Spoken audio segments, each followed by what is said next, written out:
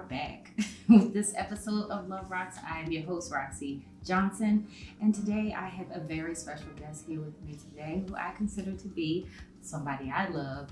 Was also a good friend, Paulette Simone. Thank you and welcome. Thank you so much for having me, Roxie. Absolutely.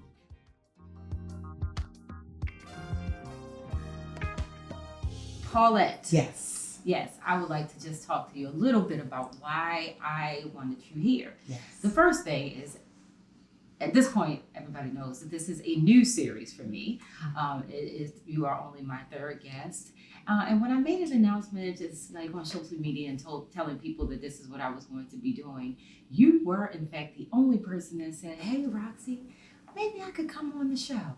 And I was like, maybe you should. Yeah. So I thank you so much for taking that initiative and wanting to be a part of this special project. Absolutely. That was a big deal for me. Thank you so much. Absolutely. Yeah. So second of all, the other thing that I love about you and why I want you here is because you're a therapist. And I know that, when people choose the field of therapy, it is only out of love for their community, wanting people to feel healthy and balanced and well, and you do that very well by being consistent in who you are every time you show up around me, and I'm sure in the world.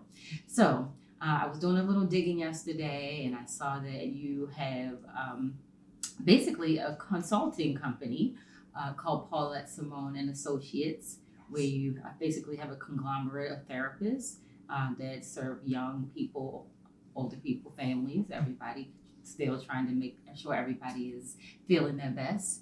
So tell me a little bit about how you got into or chose to go down that therapeutic path. Absolutely. So I found that being a therapist was, for me, natural in that I'm a social worker. That's my trade, that's my profession. And with social work, we learn about the whole person. And we learn to meet people where they are. And so throughout my time, my career, I've done different work where I've met people where they are in different circumstances. So whether I worked in the school system, worked at an after school program, as a videographer, in different environments, I'm always meeting people and working with them where they are and what they need. Mm-hmm. And so going into becoming a therapist seemed like the natural fit, because when people are coming to therapy, they're showing up as they are, and they want to meet with somebody who's just going to not judge them, that's going to open their eyes and see them for who they are. And so for me, it was like the natural fit to go into therapy, switching from being a full-time social worker. Okay. Mm-hmm. So speaking of seeing people for who they are, I want to say, I see you just, Paulette, my friend, hey homie, love, give me some love. But I basically have been remiss in introducing you because you are a doctor. Yes. Okay, this is Doctor. Let's go back. Dr. Paulette Simone. Okay, so tell me about this doctorate that you have. Yeah, so as I mentioned, I am a social worker. Mm-hmm. And so in the field of social work, we have two different routes for doctorates. We can go into a PhD, which is more of a research base, and then we have a doctorate of social work or doctorate in social work. And that is more of a applicable degree, and it is at the doctoral terminal degree level. And so I decided to go with the doctorate in social work because I act, I apply. And so that to me felt like the right fit. And we could also, contribute to research from where I am, but I felt like the DSW was going to be where I thrived. And so my doctorate has 3 tiers: teaching, clinical work, as well as supervision. And so from the studies that I've done, really in a space of learning about being a teacher, teaching social work practices, being able to be a clinical social work practitioner, and then also being a supervisor to other social workers. And so that's where my 3-pronged doctorate sits. And then I also, because of my special interest was in teaching, teaching, I've created courses around my specialty, which is cannabis therapeutics. Okay, well now we're getting into the gift that keeps on giving. Right. Okay. Right. The gift that keeps on giving. So a lot of Right. people don't know. So I love that, you are showing your love not only by touching the people in the community who are actually using the services, but also by being a continuous educator and having people under your umbrella where you can continue to bring them up in a way and to teach them how to show love just like you do in your therapy. Mm-hmm. So you said something about Canna Heals. So obviously I know about that because, again, you're my friend. I'm so lucky to have these smart friends who see the gaps in industries, etc. And I was reading more about how you even got into Canna Heals, and you recognize that, cannabis. I know let's not so people just say weed. We're not just talking about weed, okay? We just talking about weed, but cannabis and cannabinoids and how they are very beneficial medicine. Yes, it has been for a long time a very controversial topic. We know whether it comes from the criminal side or just people who just don't really see the benefit. But you saw that yes, even with the benefit, you saw that people were not really sure what they should be doing for themselves. Right. And you saw that as an opportunity. So tell us more about how Canna Heals helps with that. Yes. So I found myself as a patient, a medical cannabis patient in 2018. I suffered from a chronic condition called ulcerative colitis, and I wasn't finding the help that I needed through the pharmaceutical realm.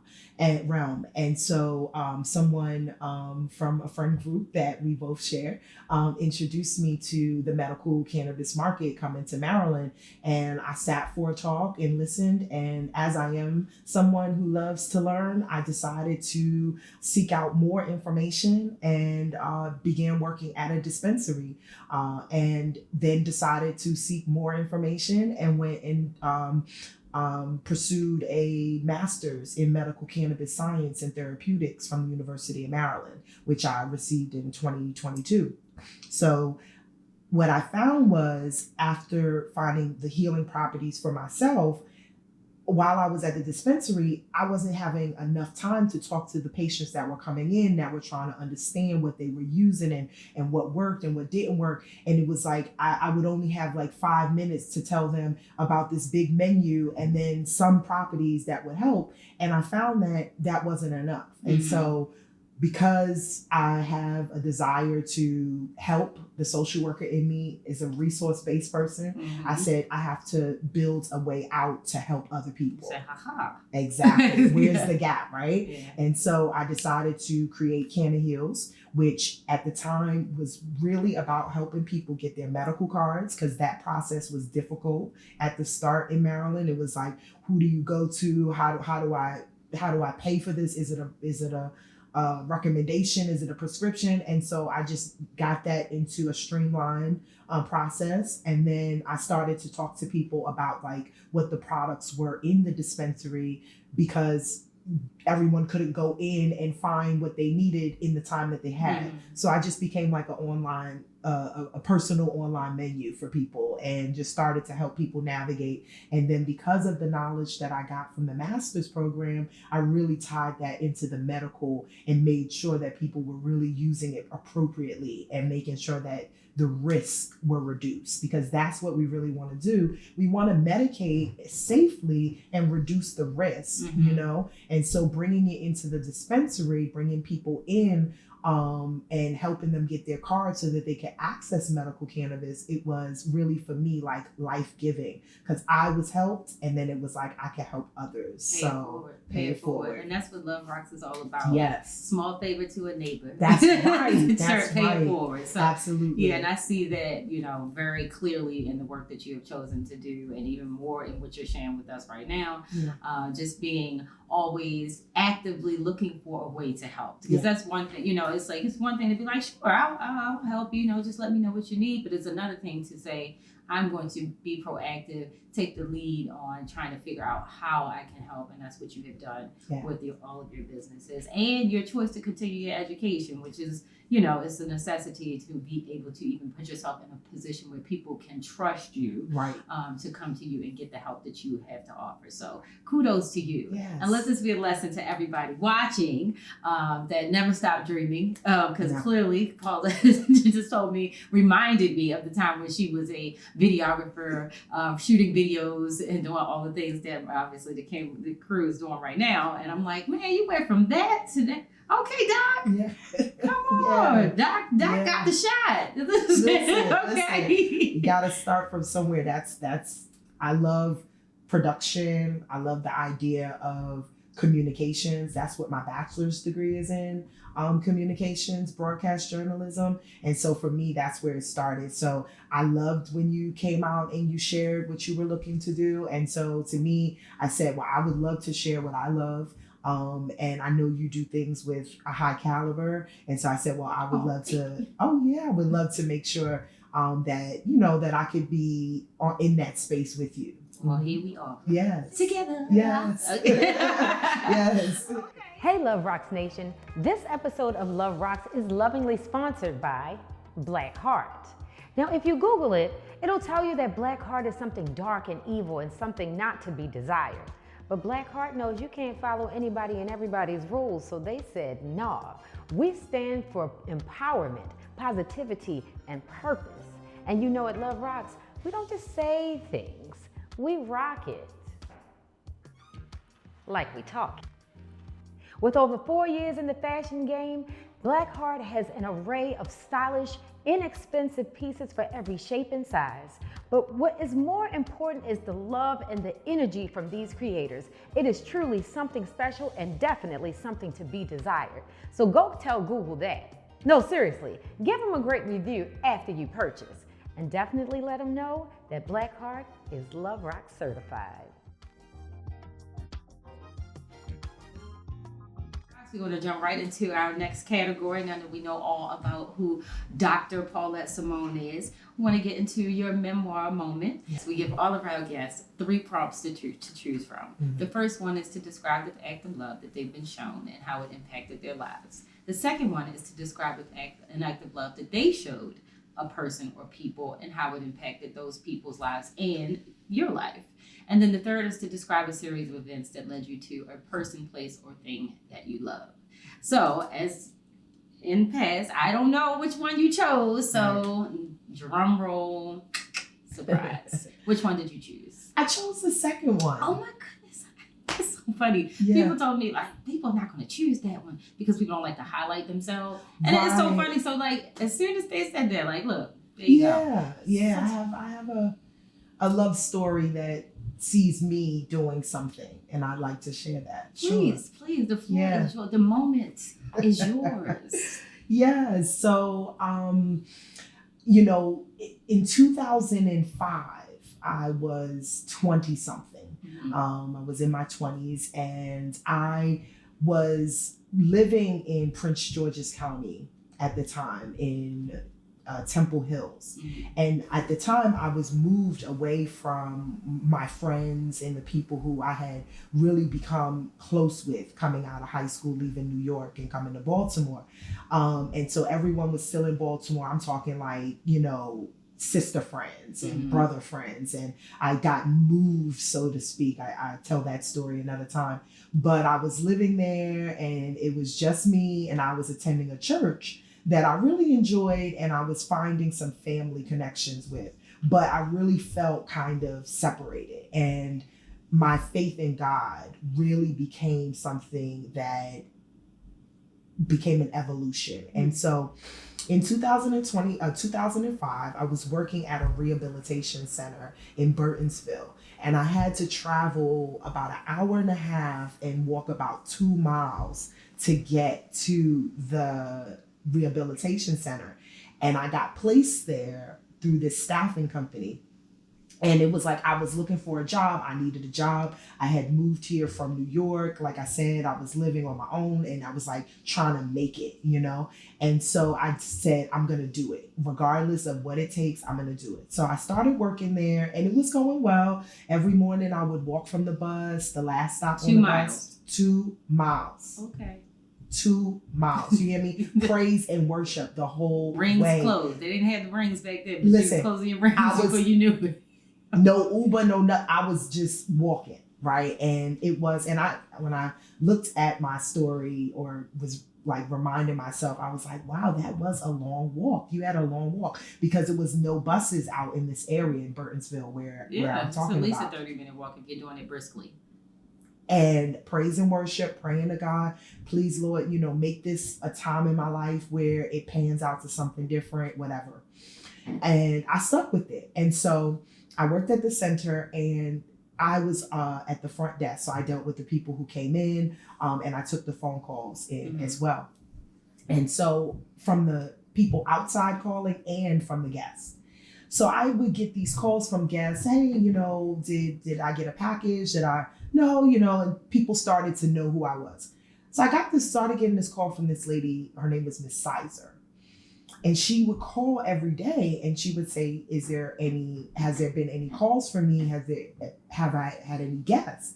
And I'm like, no, and by like the second week, I felt really bad. Mm-hmm. And so this was a 2-sided rehabilitation. It was one side short-term, one side long-term. She was on the short-term. And how long is short-term? So it's supposed to be maybe a couple of weeks, 6 weeks, something like that. So she called maybe the second week, I'm like, let me go look and find where she is. So I decide to go and I find Miss Sizer, right? Older white woman, probably like 70 or something, maybe like 73, something like that.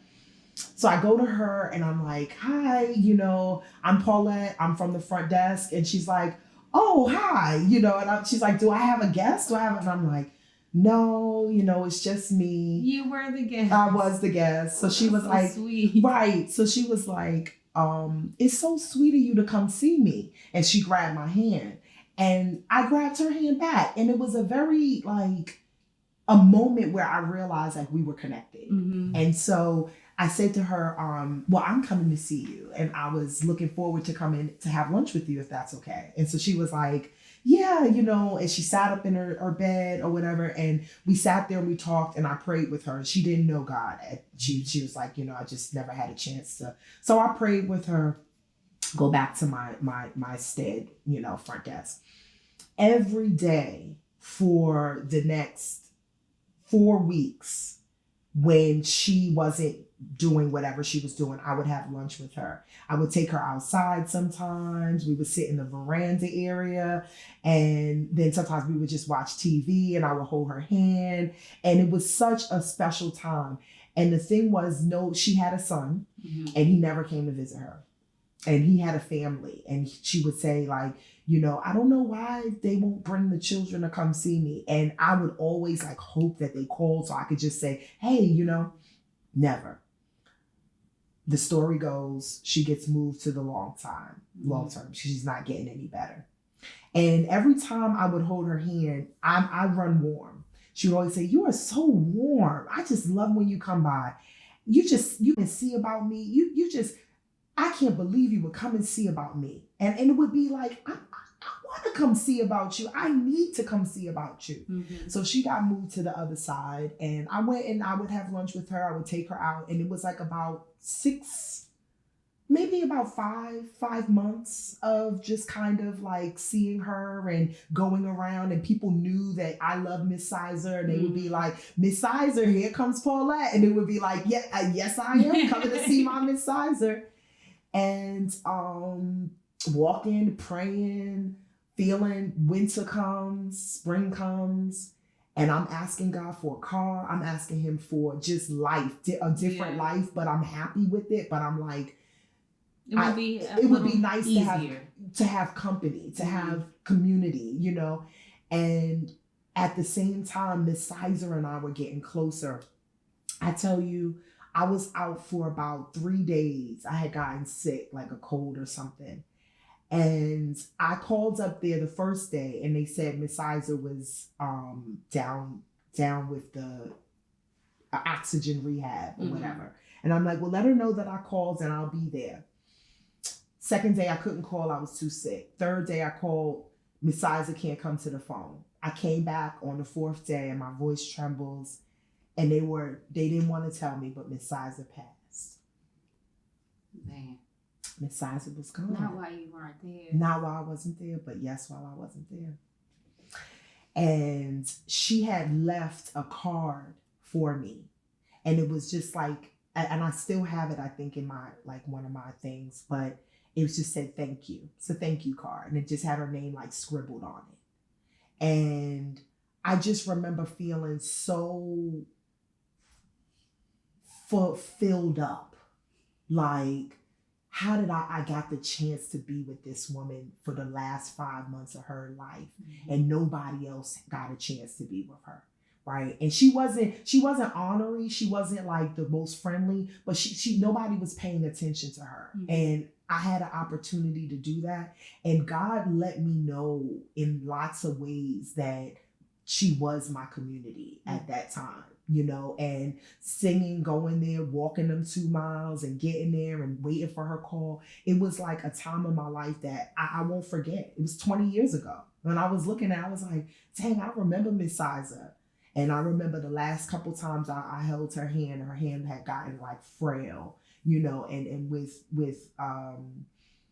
you know, her hand was white. She was a white woman, you know, the veins yeah. And just the you know, she gotten weak, you know, and I could just tell by holding her hands and coming to see her. And, you know, I just didn't know what was happening, but I knew. And I was prepared when it happened because I didn't cry in like a way where I was at a loss. Like I was happy that she had lived. Yeah. And so that is, yeah. That is a beautiful story. Yeah. And thank you so much for sharing it. First of all, like I feel like there's so many things. First of all, I gotta get myself together because I'm like, I'm holding back the tears on that one. I know. I'm going to cry in the car. Right. Okay, great. Yeah. So rest in peace to Miss Isa. Yes. Let's first say that. Yes. Yeah. Secondly, let's say a moment of gratitude for you for always being such an authentic person. A couple things that you said during your story. And when Miss Isa said, I can't believe that you would come see me. And you said, I need to come see you. I need to come see you. That really resonated with me because a lot of times people think, you know, when they do things to help people, that they're really just doing it for the person. Right. And not really considering what it is really doing for their soul and their spirit. Right. And so when you said that you were very self-aware of the fact that, no, this is something I need to do, right? Because you even started the story looking for community, and I love how you bookend the story too. Still this was your community. Yeah. If you didn't know that in the middle of it, but ultimately you were put in that place. The other thing, I wanted to ask you about, you also started your story talking about going to a church. Yes. And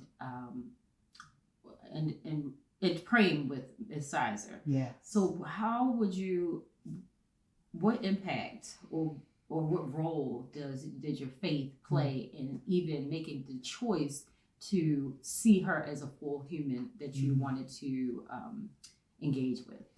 Yeah, thanks for that question. I appreciate you letting me talk about my faith because it was so important at that time that I had God's love in front of me and that I was able to like have it be tangible, right? Because as I said, I had come from living in Baltimore with like friends as family at this point. I created a family here and, you know, moved out there really with no one. And I had gone to a church that someone invited me to and really felt blessed there and in an incredible way. I learned to pray in a way that was different from my childhood, growing up in a Lutheran church, going to Catholic school for 10, 12 years, having all that doctrine. This was like different. It was relationship, and so it was so important for me that I stick with what God told me to do. And I felt like he told me, take this job, do what it takes to get there, make your money, and, pay their bills. And because at the time my school loans were in default. So I had left Morgan. Like, welcome to the party. Right. It was like, welcome back. You know what I mean? Like, you left the school and went for fun. And so I had to pay back. I had to do this school loan thing that you pay back and double time. And so it was like, be faithful. And in the midst of faithfulness, here's someone who you can connect with and she needs you. You need her. She doesn't even know you need her, but she thinks she needs you. You know she needs you. And it made me feel like I was doing something on purpose and prayer and petitioning God for what I needed. And then to see her and then to be with her and to be genuine with her, it was all faith. It was all God. And it was good. I love that. Yeah. So it shows sometimes you have to, we get so inundated and encumbered with the things that we need and, following the plan to get there. Right. That sometimes we forget about the human connection or forget about reaching out to give other people things because we're just so busy. I just don't have time for this. I'm overwhelmed. I'm overwhelmed with my own life. Right, like, how can I even have time to pour into somebody else? And, that is not something that people do every day. So I just want to say, thank you for that story. Yeah. Miss Sizer summed it up best with just the simple card that she gave you, which was thank you. Because, that's what we need. Yeah. And I'm sure she was grateful, just like I'm grateful for you for sharing your story. Absolutely. So thank you so again for letting me share.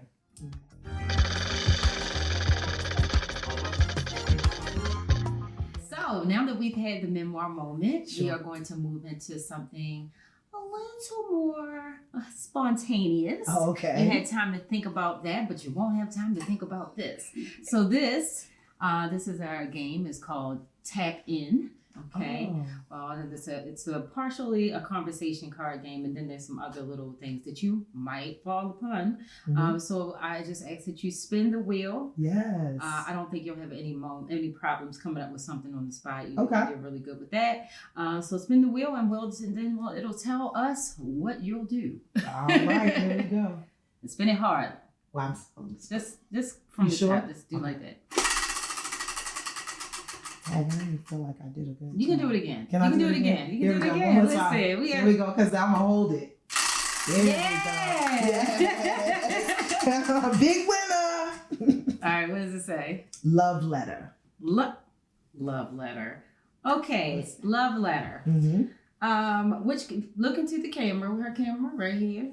And I need you to write a quick love letter to your favorite restaurant. Restaurant. Oh, my. That chicken. I love that chicken. And I'm trying to remember, and I do remember the last time I had it. I just want to say thank you. Thank you for the sauce. The sauce that gave and kept on giving. And then it was the savory chicken. My. Love. Love. All of it. The bun, P.S., love that too. Well, wait a minute now. I'm like, got goosebumps about this chicken. I'm like, the chicken, I feel the chicken, the sauce. I want some of it. All I need is the name of the restaurant because that love letter was specifically to the chicken. Yes. And kudos to the chef. Oh, but the restaurant what itself? What is the restaurant? Oh, I'm sorry. No worries. Let's say. You went into it. Right, Ekiben. Oh. Yeah, when you dear said the bun, Ekiben. I was thinking. Right. Yeah. Dear Ekiben. The bun, the chicken, the sauce, the accoutrement, all of it. Love me. Dr. P. Yes. I absolutely love that option. Yes. You were right on point with it. Okay. And now I'm like, I usually don't like those buns from anyone else type of buns. Yeah. But now, I have to go give it another try. Because the Listen. sauce and the accoutrement, The- okay, it's giving it a little Parisian. Yes, and that food is so Let's good. get down with it. Yes. Okay. I love that. Thank you so much for tapping in. Yes. I really appreciate I that. gotta That go was get me great. some of that now. Right. I'm thinking like maybe I will get some Ekuben after that. Like, Mm-hmm.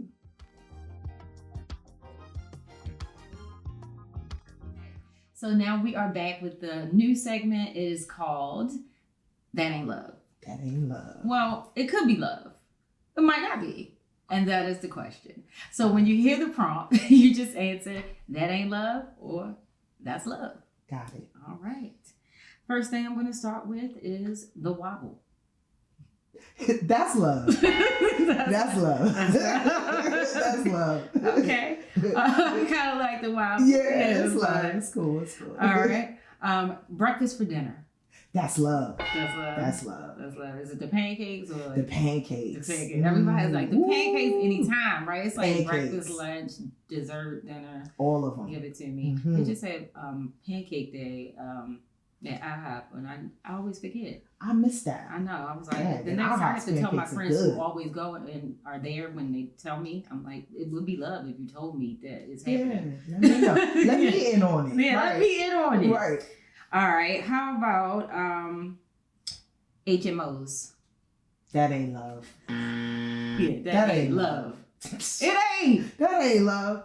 Let me get who I want to get with. Right. You holding me up. Right.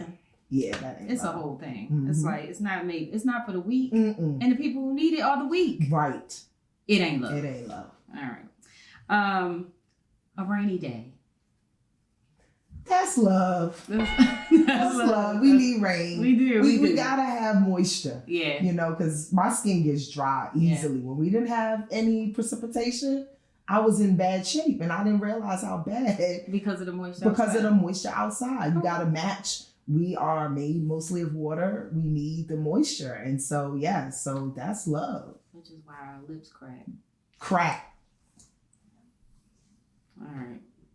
That ain't. I don't know. Yeah, That, that yeah, ain't. that dry That's weather ain't love. The dry weather. No, Road trips.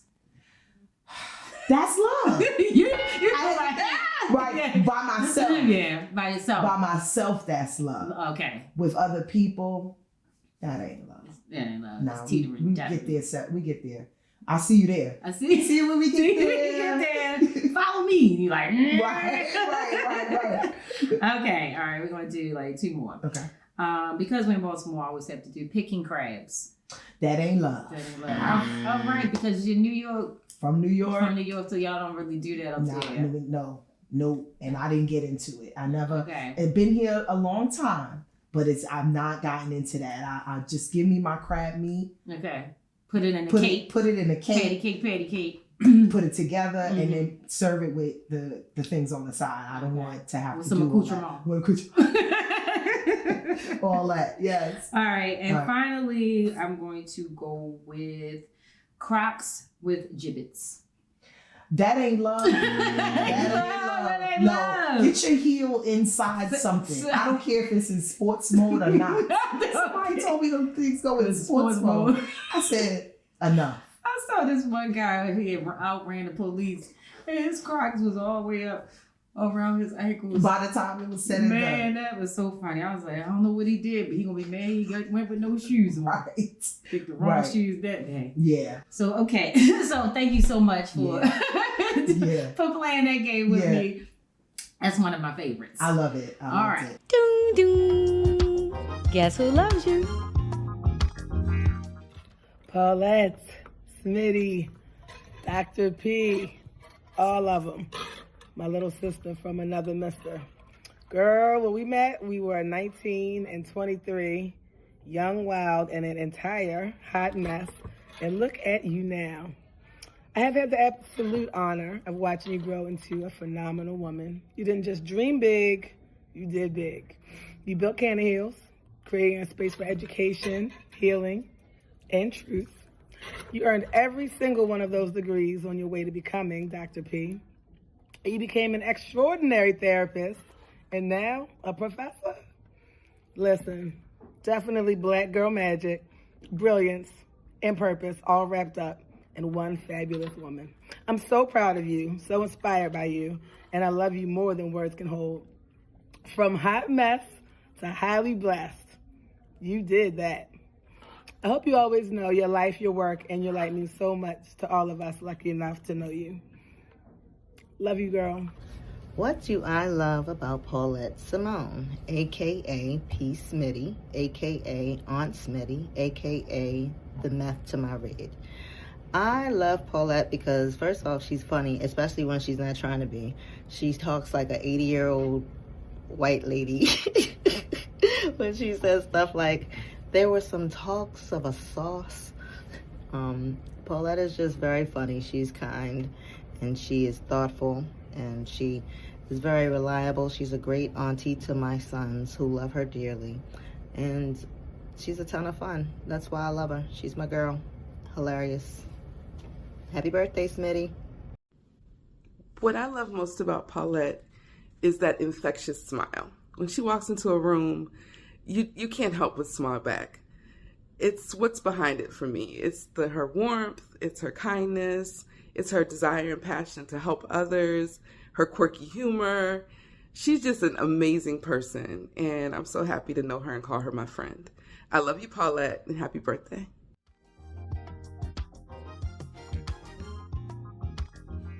One last thing for you to do. This segment is called Passing the Love Torch. And so this gives you the opportunity to tell us somebody who you would recommend who will be a great guest on the show to share their story. And you can just, I know you know a lot of people who you love who have a lot of loving moments in their lives. So I'm saying all this to give you a chance to think about it. I have a good friend who is a teacher and has a love of education that you wouldn't believe. Mm-hmm. Pursuing a doctorate, maybe by the time it happens, we'll be doctor. I would love for that to happen. But the love of education, teaching students, and she's one of those that teaches the young ones. What's so her you name? know. Kelly Ampray. Kelly Ampray. Absolutely. Oh, she's got education in her blood. Yes, she does. It runs very, very long. Right. For Yes, her. Kelly Ampray, another good friend. Yes, yes. That's right. Okay, I love that. Yes. So Kelly's going to come highly recommended. I'm sure she'll be like, me. Yes. When she sees I'm this. sure she will. And we would love to have her, and I'm sure she knows that. So Mhm. thank you so much for passing the love to us. Absolutely. I really appreciate Yeah, that. absolutely. And again, thank you for coming on to the show. Thank you for volunteering to come on to the show. Mhm. When you saw that I was going to be doing it, it really meant a lot to me. Yes. To be seen in that way. We put a lot of our stuff out on social media. I'm always on there talking. I'm like, people are tired of me. They don't even listen to what I say anymore. But when you reach back out to me and say, hey, Roxie, maybe I can come on, that meant a lot. So that was an act of love that will always be memorable for me as well. Absolutely. So again, thank you, Dr. Paulette Simone, for coming on today. Absolutely. And, just being a big ball of light and love. Hey, absolutely. Thank you again for having me. Absolutely. Mm-hmm. And thank you everybody again for coming and sitting with us through this episode of Love Rocks, where we explore the love of people, places, and things. I hope that you will come back the next time for our very next guest, who will be sure to fill us with love and delight. And have a great one. I like the love in you. It's looking good on you. No matter what you do.